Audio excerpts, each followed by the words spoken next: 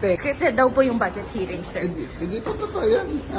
Siya po ang scripted, siya po ang budol, peke po. Dahil nakita niyo naman may binabasa siya.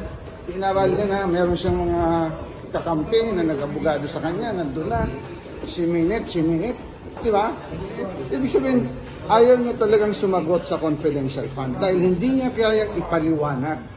Kasi ninakaw niya yung pera. Ang tanong diyan, isauli niya dapat yung pera. Hindi pa final. Hindi totoo yan na hindi pa final dahil ilang beses niya na sinagot. In fact, ang 3 beses yan sinagot niya ng audit observation memo. Dahil yung unang audit observation memo, yung pagkakaalam namin na medyo fully disallowed yun. Pero na inayos niya yung dokumento. So kalahati lang yung kanyang kalahati na lang yung naayos niya. Okay.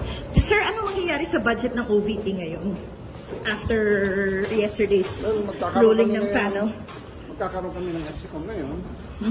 Sa, so hopefully after this, we have some decision. Pero sa marami kami nag-usap-usap kahapon,